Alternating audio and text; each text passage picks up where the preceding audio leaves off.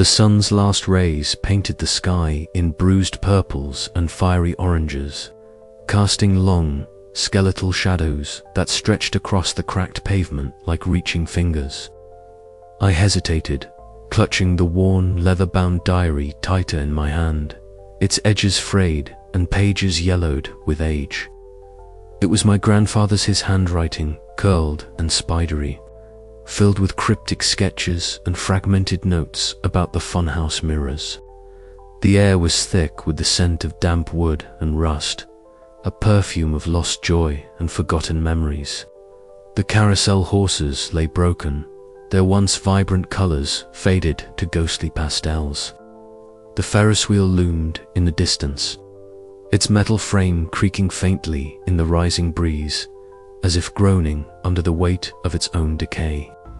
Despite the park's desolation, it pulsed with a strange energy, a heartbeat I could feel echoing beneath my skin. I stepped forward, the gravel crunching beneath my boots, and approached the funhouse entrance. The building wore its age like a shroud, peeling paint, shattered windows, and a crooked sign barely hanging on by a single nail. The mirrors lining the entrance hallway caught the dying light, their surfaces mottled and streaked with grime. But as I gazed into one, my breath caught, my reflection wavered, twisting into something unfamiliar. The glass seemed alive, breathing slowly, exhaling shadows that danced at the edges of my vision. A shiver ran down my spine. I blinked hard, and the reflection snapped back to my wide eyes and tangled dark hair. But the seed of unease had been planted. I unfolded the diary again, scanning the cryptic text about the mirrors' power, how they trapped souls, distorted reality, and whispered secrets best left unheard. A faint, hollow laugh drifted from somewhere deep within the funhouse, fragile and fleeting, yet unmistakably there. My heart hammered. The mirrors around me seemed to pulse with a sinister rhythm, as if they were watching, waiting. I swallowed hard and stepped inside, the threshold closing softly behind me like a whispered warning. Each mirror reflected not just my image, but something more, something fractured and wrong. My own face stared back at me, but with eyes that glimmered with a strange, unspoken fear. The walls seemed to breathe, the air thickening with the weight of secrets and shadows. I could almost hear the echoes of past laughter, twisted and warped, reverberating through the empty corridors.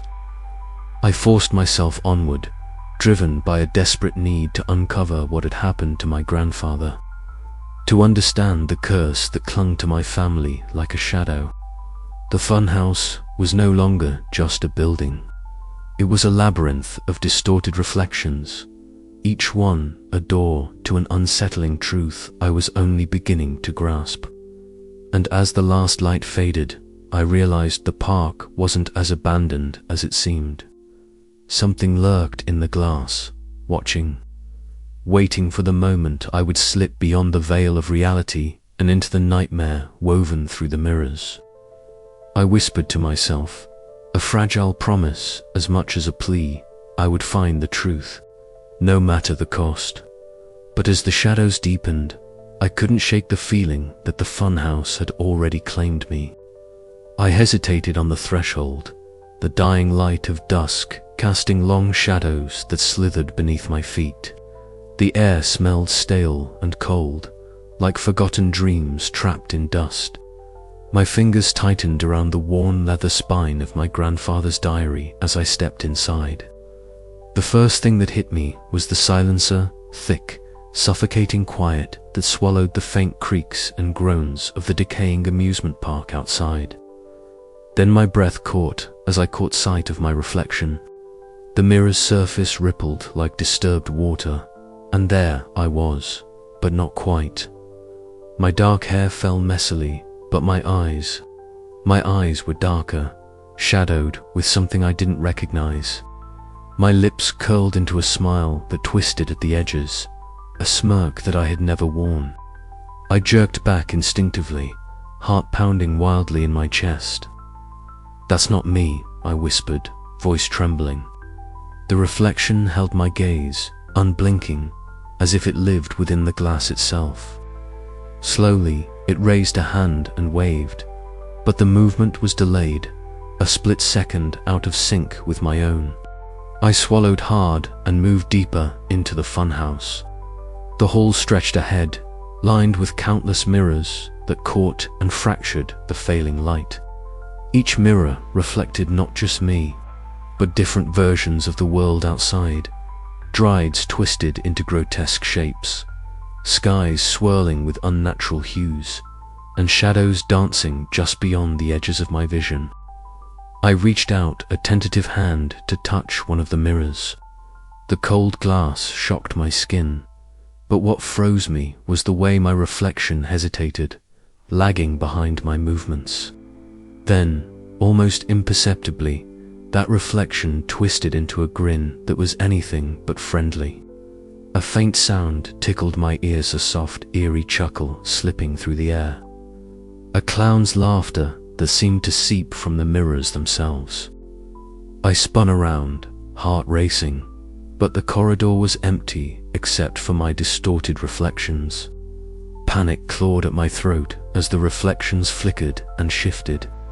Shapes formed and dissolved in the glass, sometimes the cracked porcelain face of a grotesque clown. Hollow eyes staring deep into mine before melting away into darkness. My skin prickled with cold fear. I backed away, hands trembling, my own voice a shaky whisper. "Grandfather, what is this place?" The mirrors seemed to pulse, alive and watching. I realized then that the funhouse was no longer just an old building.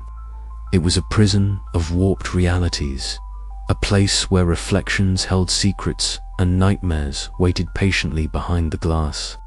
As I stood there, caught between the real and the unreal, I knew one thing with terrifying clarity. The funhouse had begun to claim me, and the clown was waiting. But I had come too far to turn back now. My grandfather's diary was my only guide, and the promise of answers pushed me forward, deeper into the maze of mirrors and lies. Each step echoed in the hollow funhouse, a countdown to whatever nightmare lurked ahead. I forced myself to breathe, to steady my shaking hands. I had to face the reflections, no matter how distorted and cruel, because some truths only reveal themselves when you look through the glass, and sometimes the glass looks back with eyes full of darkness. My journey had truly begun. I hesitated at the threshold of the next chamber, the air thick with an oppressive silence that seemed to swallow every sound I made. My heart pounded with a desperate urgency, each beat echoing like a drum in the hollow corridors lined with mirrors that seemed to breathe and pulse with a life of their own. As I stepped forward, the surface of the nearest mirror rippled faintly, and I froze, eyes locked on the figure staring back at me. It was me, or rather, a twisted version of me, younger and trembling, with wide eyes brimming with a silent plea. The reflection's lips quivered, mouthing words I couldn't hear. Its hand pressed flat against the glass, as if trapped behind an invisible barrier. A cold shiver ran down my spine as the glass distorted our faces, bending them into grotesque shapes that blurred the line between reflection and reality. I shook my head, trying to dispel the creeping dread that clawed at my mind. "Who are you?" I whispered, though no answer came except the faintest echo of a sob. Moving cautiously, I found myself surrounded by more mirrors, each reflecting a different version of me, some braver, others terrified, all fractured fragments of my childhood fears. There was the girl who had once been afraid of the dark, clutching a tattered teddy bear. The one who had been abandoned in a crowded playground, alone and forgotten. The one who had heard strange noises in the night and imagined monsters lurking just beyond the door. Their eyes followed me as I passed, full of silent accusations and longing. I could almost hear their whispered regrets, the echoes of fears I thought I had long buried.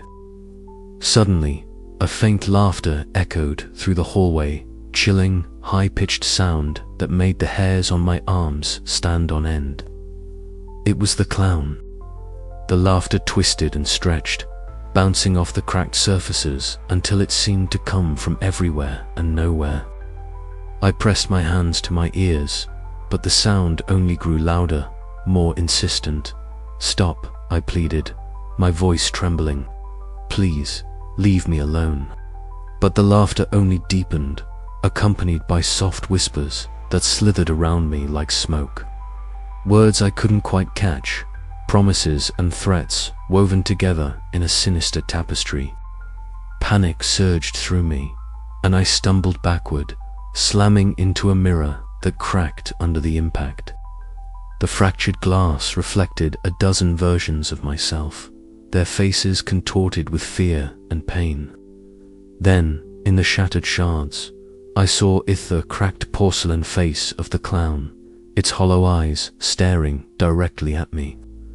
The twisted smile stretched wider than any human mouth should, revealing teeth sharp and jagged. It was there, just beyond the glass, a malevolent presence that fed on my fear. I swallowed hard, trying to steady my ragged breath. "Why are you doing this?" I demanded, my voice barely a whisper, but the clown only tilted its head, mockery gleaming in those empty eyes. Clutching the diary to my chest, I sank to the floor, the worn pages cool beneath my fingertips. I flipped it open to a passage I had read before, but now absorbed with new urgency. My grandfather's handwriting was faded but unmistakable, filled with cryptic warnings about the mirrors and the curse that bound them. "The funhouse is a prison for souls," the entry read. "Each reflection a fragment of a trapped spirit, each mirror a gateway to nightmares. Beware the clown, the harbinger of despair." His words echoed in my mind, mingling with the laughter and whispers that now seemed to pulse in rhythm with my heartbeat. I closed the diary and looked up, determination flaring within me despite the terror that threatened to consume my very being. I would not be trapped here. I would uncover the truth behind my grandfather's disappearance and the curse that haunted this place. But first, I had to face the reflections of my past, the doppelgangers of my childhood, fears and the clown that stalked me in the shadows. Taking a shaky breath, I rose to my feet and moved deeper into the funhouse, the mirrors shimmering with distorted images and whispered secrets.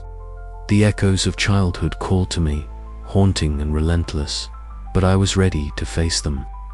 Whatever lurked behind the glass, I would not let it break me. And somewhere in the distance, the clown's laughter followed, a twisted melody that promised the nightmare was only beginning. The corridors seemed to stretch endlessly, the cracked mirrors multiplying my reflections until I lost count. Each face wore a different expression: fear, anger, sadness, confusional fragments of the girl I once was. I reached out to one mirror, fingers trembling as the glass rippled beneath my touch. Suddenly, the reflection moved independently, a younger version of me stepping through the mirror's surface as if it were a liquid veil. Her eyes were wide with terror, voice barely audible as she whispered, "Don't trust the shadows." I staggered back, heart racing as the figure vanished into the depths of the funhouse. The air grew colder and the whispers grew louder, swirling around me like a vortex of forgotten memories. "Ellie," a voice called softly, familiar and warm. My grandfather's voice. I spun around, but there was no one there, just the distorted reflections staring back at me. Gripping the diary, I whispered into the silence, "I'm coming, Grandpa, I'll find you." The clown's laughter returned, louder and more menacing as the mirrors began to shift and warp, trapping me in a labyrinth of echoes and fears. But I would not let go. I had to keep moving, keep fighting, to unravel the dark secrets that bound us all. The nightmare was far from over.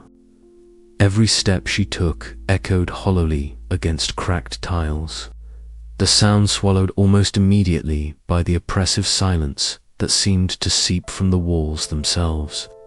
Her heart hammered a frantic rhythm, and she pressed her palms flat against a warped mirror, its surface rippling like disturbed water, distorting her reflection into something grotesque and unfamiliar.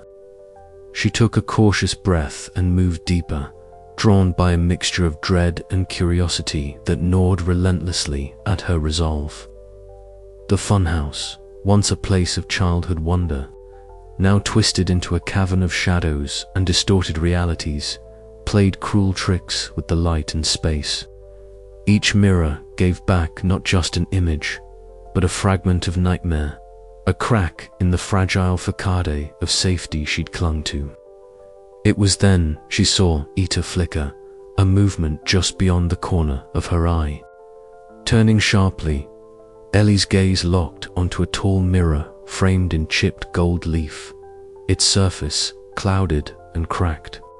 At first, she thought it was her own reflection, but the face that stared back was wrong. The eyes were hollow pits, black and bottomless, pulling her in with a magnetic, terrifying force. The porcelain skin was cracked like shattered glass, and the lips curled into a twisted, unnatural smile that seemed to mock her very presence. A cold shiver ran down her spine as the figure impossible and grotesque shifted slightly, the smile widening in a way that spoke of malice and cruel amusement. The reflection's eyes held not Ellie's own cautious fear, but something ancient and hungry. The clown, the entity whispered about in the diary, the shadow lurking beneath the funhouse's surface.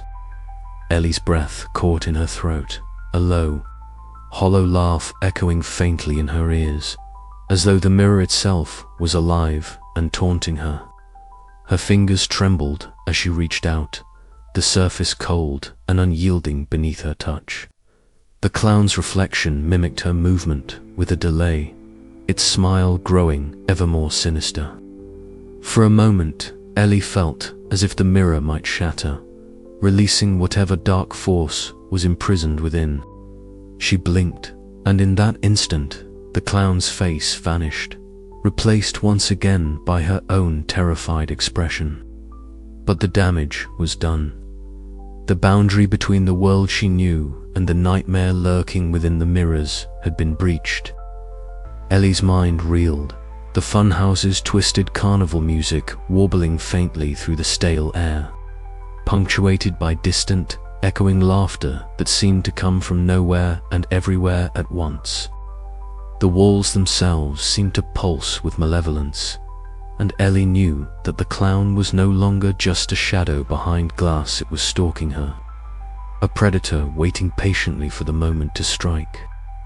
Her legs wobbled, but she forced herself to step back, away from the mirror.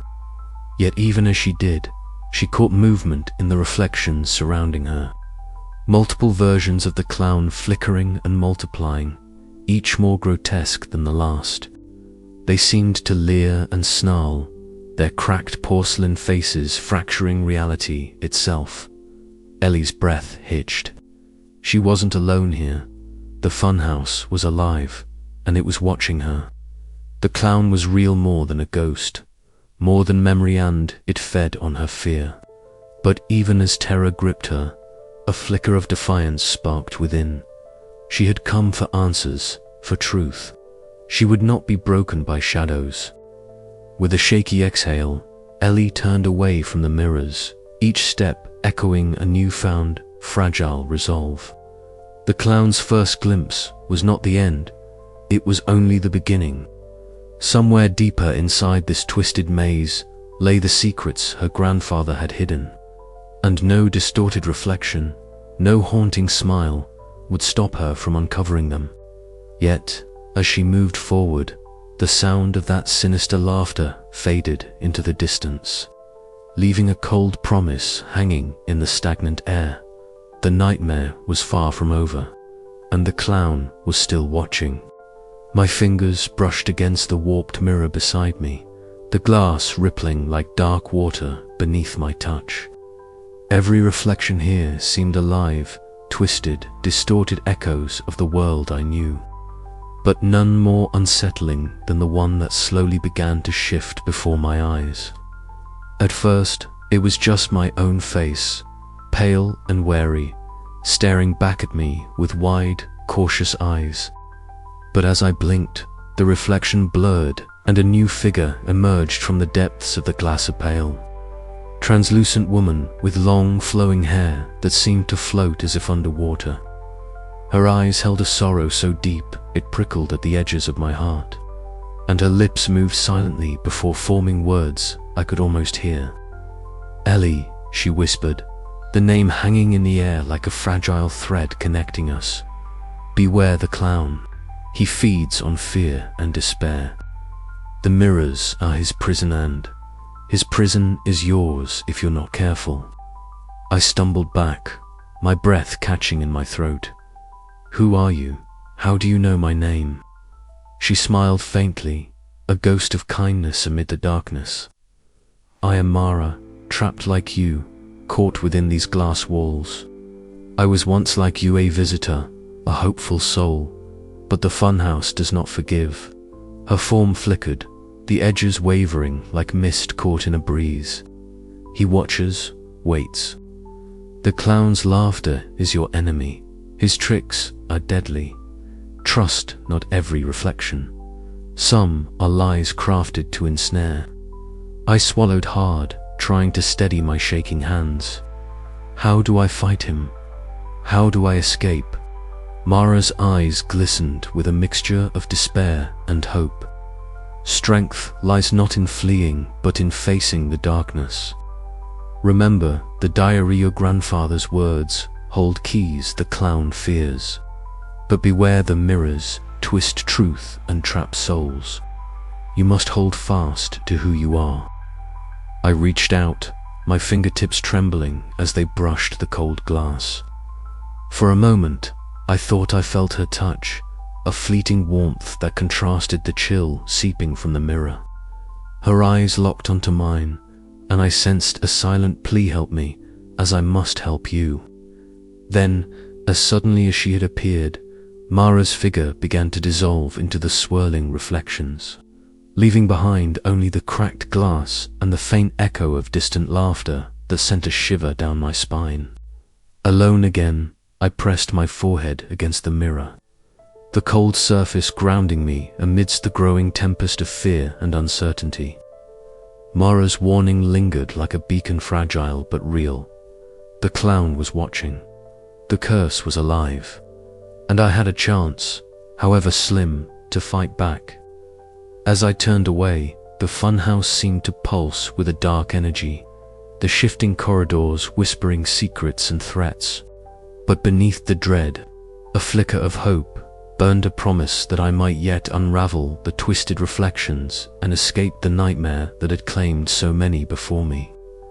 With Mara's words etched in my mind, I steeled myself. The game was far from over, and the clown's twisted smile awaited. But I was no longer just a frightened girl lost among shattered mirrors. I was a survivor, ready to face the darkness head-on. The funhouse breathed around me, alive with malevolent intent, but so was I, and as the shadows lengthened and the laughter echoed, I stepped forward, determined to turn the mirror's curse against their master. "Show yourself," I whispered into the gloom. "I'm ready." The silence that followed was thick and heavy, but beneath it, I sensed a stirring shifting of realities that promised the nightmare was only beginning. And so, I plunged deeper into the maze of glass and shadows, guided by a ghost's warning and my own unyielding will.